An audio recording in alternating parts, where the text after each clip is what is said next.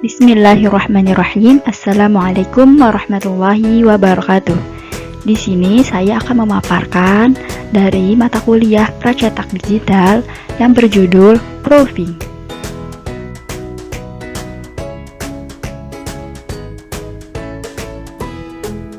Sebelum itu, saya akan memperkenalkan diri saya sebagai pemateri pada kali ini.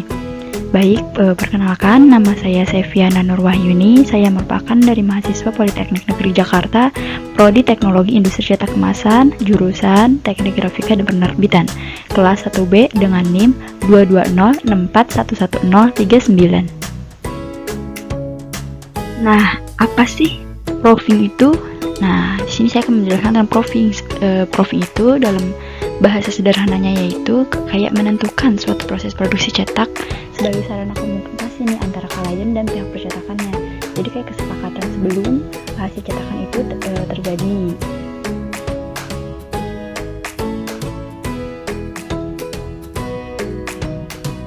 Nah, tadi kan udah dijelasin bahasa sederhana ya. Nah, lebih lengkapnya yaitu proofing.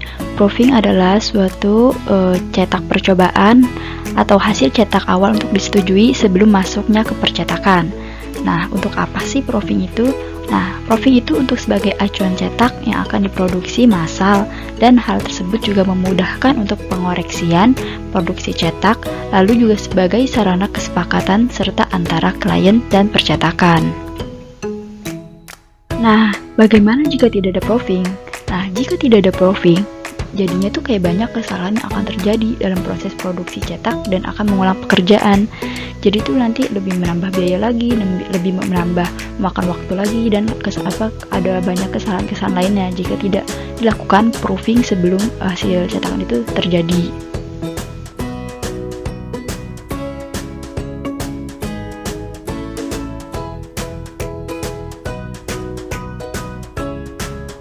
Wujud tampilan dari proofing. Yang pertama yaitu adalah hard proofing, yaitu berwujud hasil cetaknya pada permukaan kertas. Jadi ini berupa hasil cetak kertas proofingnya. Lalu yang kedua yaitu ada soft proofing, yaitu berwujud visualisasi pada layar monitor. Jadi jika in proofing itu soft proofing itu dari layar monitor dilihatnya.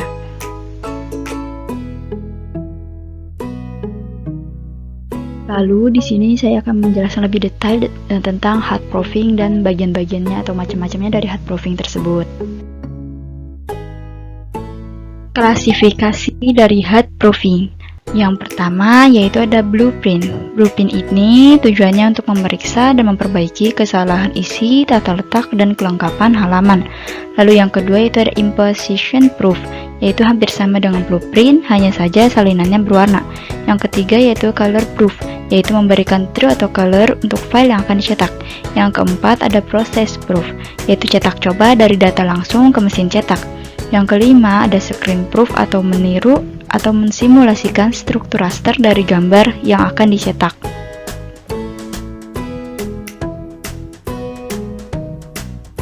Conventional proofing.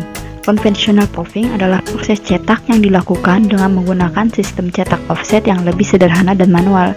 Jadi conventional proofing ini bisa disebut dengan manual proofing juga. Nah, prosesnya itu dilakukan satu persatu menggunakan mesin satu warna, dan hasilnya dijadikan acuan untuk menghasilkan hasil cetak akhir. Pada proses proof secara manual ini, model yang akan di-proof adalah berupa film hasil foto reproduksi. Proof banyak dilakukan untuk pekerjaan pemisahan warna atau color separation, karena hasil proof tersebut dijadikan acuan dalam pencetakan di bagian cetak offsetnya. Plat yang akan digunakan di proof ini dapat berupa model hitam putih atau separasi warna. Proof pada plat cetak inilah yang disebut dengan progressive proof atau manual proof, karena hampir semua prosesnya itu dilakukan dengan cetak mesin offset yang sederhana gitu mencetaknya. Lalu proof pada conventional proofing itu kan tadi udah disebut dengan progressive proof atau manual proof. Tipe-tipe conventional proof yang akan digunakan pada pre-press conventional. Yang pertama itu ada galley proof, yaitu bertujuan untuk mengkoreksi teks, continue atau healing, dan judul, lalu header dan footer, index, dan daftar isi. Lalu yang kedua ada position proof atau blueprint, yaitu tujuannya untuk memeriksa kelengkapan lokasi, teks, dan gambar. Nah, blueprint ini dari film 1 halaman penuh itu memenuhi tujuan ini sangat baik dan juga hemat biaya. Lalu yang ketiga ada color proof. Tujuannya untuk menilai kualitas produk multicolor. Nah, color proof ini dapat diproduksi untuk gambar individual, tetapi lebih disarankan untuk menghasilkan produk untuk seluruh halaman. Standarisasi proses konvensional. Yang pertama, warna hasil cetakannya itu harus sesuai dengan sampel proofnya. Lalu yang kedua, ketepatan cetak atau registernya itu cetaknya tercapai. Nah, lalu yang ketiga, hasil cetakan bersih dan juga tajam.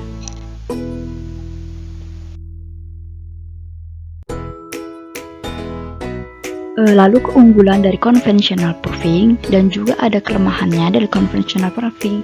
Jadi pasti yang dinamakan mesin itu pasti ada keunggulan juga dan juga ada kelemahannya. Keunggulan dari conventional proofing atau manual proofing yaitu yang pertama meminimalisir pengangguran karena kan membutuhkan banyak sumber daya manusia.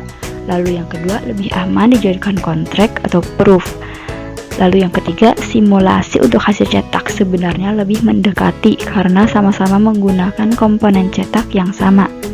Lalu kelemahannya yaitu conventional proofing itu kan tadi disebut dengan manual proof, jadi ya udah dilakukannya secara manual.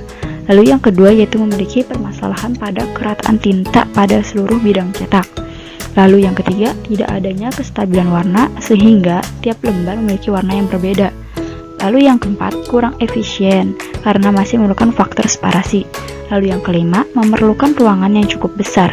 Lalu yang keenam, memerlukan biaya operasional besar karena kan menggunakan bahan baku plat, kertas, tinta, dan lain-lainnya. Lalu yang keenam, warna satu gambar akan dipengaruhi oleh warna dominan di sekitarnya.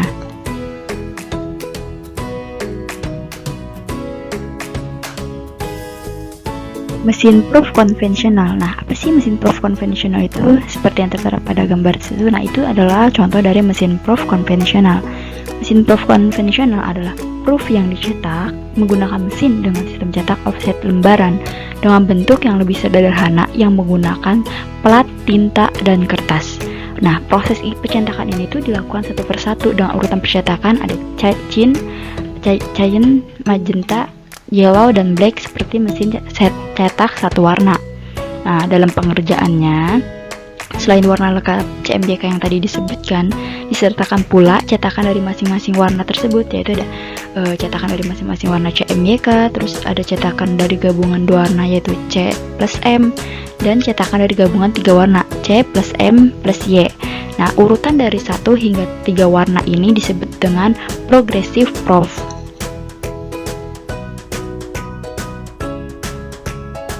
Digital proofing. Digital proofing adalah cetak coba sebagai acuan cetak. Jadi itu ini cetak coba gitu loh. Terus yaitu proses pengerjaannya itu cepat serta tidak membuang waktu. Nah, tujuan dari digital proofing ini adalah untuk mengoreksi tampilan hasil kerja, lalu untuk menunjukkan tampilan desain bila direalisasikan dalam bentuk cetakan, lalu untuk membuat kesepakatan dengan klien. Mesin proof digital. Nah, mesin proof digital itu seperti yang tertera pada gambar tersebut. Nah, apa sih mesin proof digital itu? Mesin proof digital itu adalah sebuah printer sehingga dalam pembuatan proofnya itu langsung dari komputernya. Nah, keunggulannya itu prosesnya sangat cepat dan efisien, biayanya juga tidak besar, dan juga tidak menggunakan plat dan film, lalu tidak menggunakan perangkat yang rumit dan juga kompleks. Contoh-contoh mesin dari proof digital. Yang pertama ada desublimation. Desublimation itu bekerja memanfaatkan proses sublimasi, yaitu perubahan benda dari padat langsung menjadi gas. Nama lain dari printer ini yaitu diffusion thermal transfer, yang menunjukkan adanya proses pemanasan untuk mentransferkan di atau pewarna ke kertas. Nah, printer ini memerlukan dua material, yaitu film donor atau transfer roll ribbon, umumnya dalam bentuk gulungan plastik dengan bidang warna yellow, magenta, dan cyan. Nah, beberapa printer juga menyertakan blacknya yang disusun berselang-seling pada receiver berupa kertas khusus. Lalu yang kedua itu ada mesin inkjet. Nah, mesin inkjet ini adalah metodenya menggunakan ink on demand. Lalu tinta ini hanya akan disemprotkan pada bagian-bagian yang akan mencetak. Dan penggunaan mesin inkjet ini itu lebih murah dan sederhana. Jadi metode yang digunakan pada mesin inkjet ini adalah in on demand. Lalu yang ketiga ada printer laser. Printer laser yaitu menggunakan belt yang menghantarkan muatan listrik dan terkena cahaya.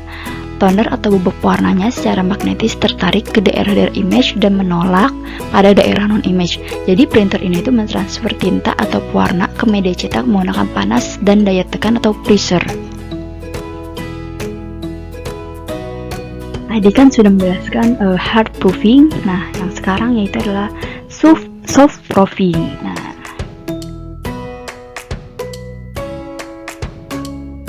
soft proofing itu apa sih? Soft proofing itu adalah berwujud tampilan data atau layout gambar dan data warna yang ditampilkan di layar monitor. Jadi pengaplikasian manajemen warna yang digunakan untuk memudahkan dalam memprediksi hasil cetakan dan membutuhkan penglihatan yang akurat juga. Kelebihan dari soft proofing yaitu memperoleh estimasi hasil cetak yang baik yang akan dicetak dari printer. Lalu yang kedua, menghindari hasil yang tidak diinginkan dari produksi massal. Lalu yang ketiga yaitu hemat waktu dan hemat material cetak.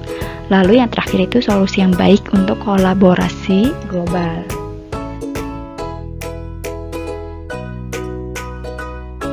Pemeriksaan warna pada hasil cetak proof. Nah, pemeriksaan warna pada hasil cetak proof ini menggunakan media color chart yang berasal dari UGRA atau Fogra Media WC CMYK versi 3.0 yang telah diakui secara global sebagai media kontrol untuk hasil digital color proofing dan telah digunakan di seluruh dunia dalam versi yang berbeda sejak 1997. Sesuai dengan standar cetak, proof yang ditunjukkan sebagai digital proofing harus berisi UGRA atau Fogra Media Wedge CMYK. Nilai warnanya harus sesuai dengan nilai-nilai dari kondisi pencetakan sebagaimana ditentukan dalam standarisasi ISO 12647 dan toleransi untuk proses pemeriksaan untuk data digital sebagaimana ditentukan dalam ISO 12647-2.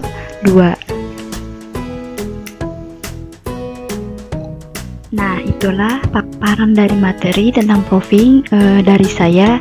Baik, kurang lebihnya mohon maaf. Wassalamualaikum warahmatullahi wabarakatuh.